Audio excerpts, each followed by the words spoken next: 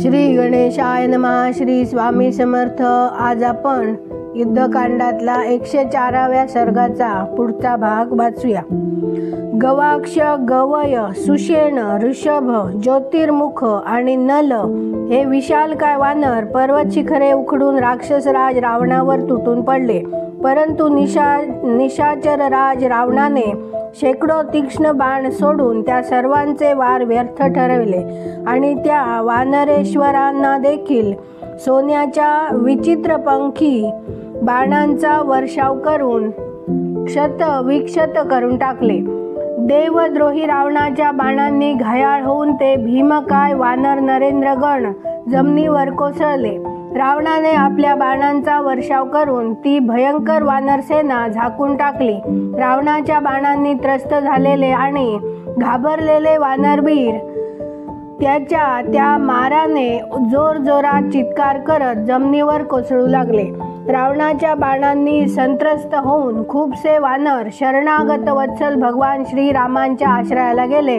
तेव्हा धनुर्धर महात्मा श्रीराम सहजपणे धनुष्य घेऊन पुढे सरसावले. त्याच वेळी लक्ष्मण त्यांना सामोरा आला आणि हात जोडून परमार्थयुक्त वचने उच्चारू लागला. तो म्हणाला, आर्य, या दुरात्म्याचा वध करण्यासाठी तर मी सुद्धा पुरेसा आहे. प्रभू, मला आज्ञा द्या, मी याचा नाश करून टाकीन.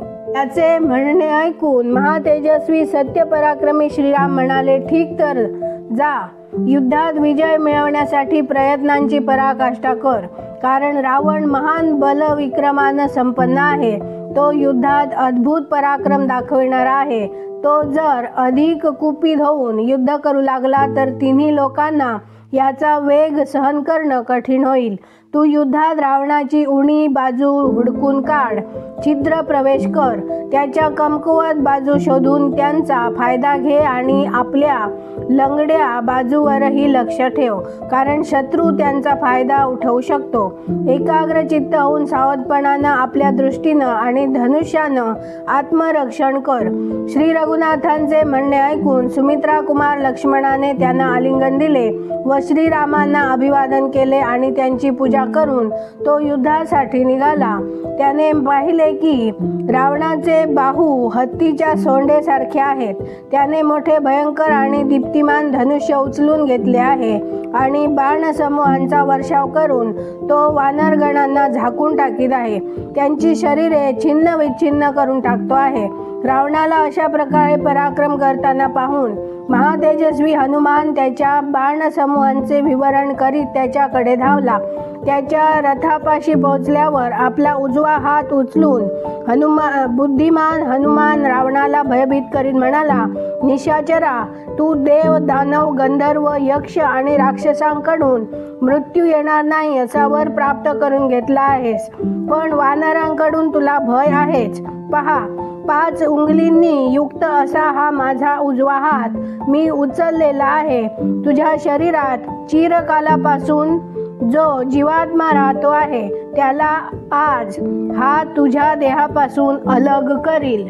हनुमानाचे ते वचन ऐकून भयानक पराक्रमी रावणाने डोळे क्रोधाने लाल झाले आणि तो रोषपूर्वक त्याला म्हणाला, वानरा, तू निशंकपणानं माझ्यावर प्रहार कर आणि यशस्वी होऊनच दाखव. तुझ्या किती वीरश्री आहे ते जाणून घेतल्यानंतरच मी तुझा नाश करीन. रावणाचे ते म्हणणे ऐकून पवनपुत्र हनुमान म्हणाला, मी यापूर्वीच तुझ्या पुत्राला अक्षयाला मारून दाखविला आहे. ते आठवून तरी पहा. तो असे म्हणताच बलविक्रम संपन्न महातेजस्वी राक्षसराज रावणाने त्या पवनकुमाराच्या छातीवर एक थप्पड मारली. त्या थपडेच्या मारामुळे हनुमान इकडे तिकडे झोकांड्या खाऊ लागला. परंतु तो मोठा बुद्धिमान आणि तेजस्वी होता, त्यामुळे 2 घटकातच स्वतःला सावरून तो तेथे उभा राहिला. मग त्याने देखील अत्यंत कुपित होऊन घेऊन त्या देवद्रोह्याला थप्पड मारली. त्या वानर महात्म्याच्या थपडेच्या माराने दशमुख रावण ज्याप्रमाणे भूकंप झाल्यावर पर्वत हलू लागतो तसा कंपायमान झाला. संग्राम भूमीवर रावणाला थप्पड खाताना पाहून ऋषी, वानर, सिद्ध, देवता आणि असुर सारेच हर्षध्वनी करू लागले. त्यानंतर महातेजस्वी रावणाने स्वतःला सावरले आणि तो म्हणाला, शाबास वानरा, पराक्रम विचारात घेतला तर तू माझ्या तोडीचा प्रशंसनीय प्रतिद्वंद्वी आहेस. रावण असे म्हणाल्यावर पवनकुमार हनुमान म्हणाला, रावणा, तू अजूनही जिवंत आहेस हे पाहून मला माझ्या पराक्रमाचा धिक्कार करावासा वाटतो. दुर्बुद्धी, आता तू आणखी एकदाच माझ्यावर प्रहार कर. लंब्या चौड्या गप्पा कशाला मारतोस? तुझ्या प्रहारानंतर मी जो गुद्दा मारीन तो तुला तत्काळ यमलोकी पोहोचवेल. हनुमानाच्या त्या वाक्याने रावणाचा क्रोध पेटून उठला. त्याचे डोळे लाल झाले. त्या पराक्रमी राक्षसाने मोठ्या प्रयत्नाने मूठ वळून हनुमानाच्या छातीवर गुद्दा मारला. छातीवर प्रहार होताच हनुमान पुन्हा विचलित झाला. महाबली हनुमान विव्हल झालेला पाहून अतिरथी रावणाने आपला रथ नीलकडे वळविला आणि सत्वर नीलवर आक्रमण केले.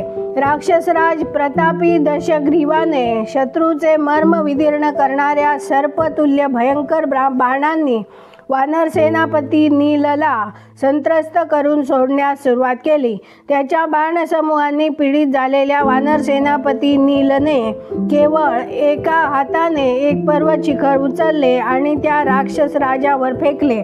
इतक्या वेळात महात्मा हनुमान काहीसा सावरला आणि पुन्हा युद्धाच्या इच्छेने रावणाकडे पाहू लागला. त्यावेळी राक्षसराज रावण नीलशी 2 हात करण्यात गुंतला होता. हनुमान रोषाने त्याला म्हणाला, अरे निशाचरा, यावेळी तू दुसऱ्याशी युद्ध करीत आहेस तेव्हा आता तुझ्यावर हल्ला करणं मला योग्य दिसत नाही. तिकडे महातेजस्वी रावणाने नीलने फेकलेल्या पर्वत शिखरावर तीक्ष्ण अग्रभाग असलेले 7 बाण मारले. त्यामुळे ते शिखर तुकडे तुकडे होऊन जमिनीवर पडले.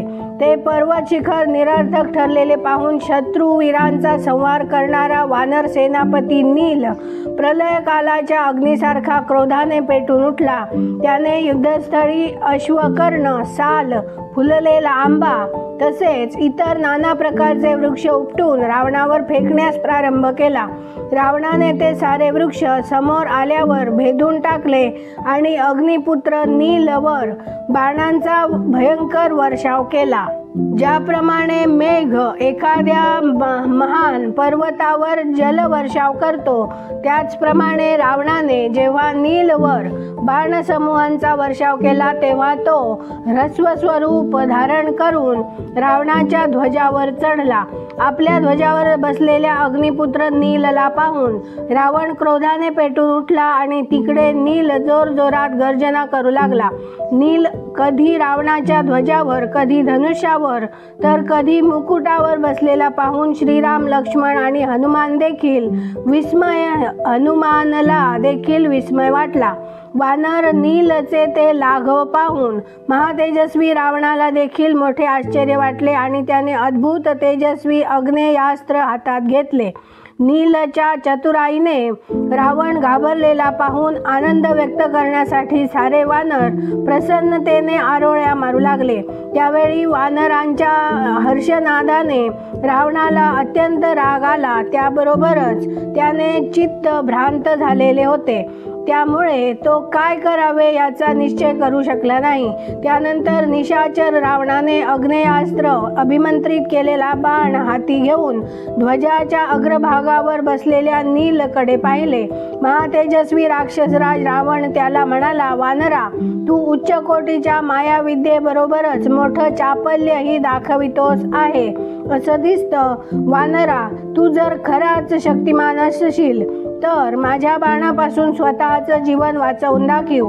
जरी तू आपल्या पराक्रमाला साजेशा भिन्न भिन्न प्रकारच्या कला दाखवीत असलास तरी मी सोडलेल्या दिव्यास्त्रानं प्रेरित झालेला बाण जीवन रक्षणाचा प्रयत्न करूनही तुला प्राणहीन करून टाकेल असे म्हणून महाबाहू राक्षसराज रावणाने आग्नेयास्त्रयुक्त बाण सेनापती नीलच्या दिशेने सोडला.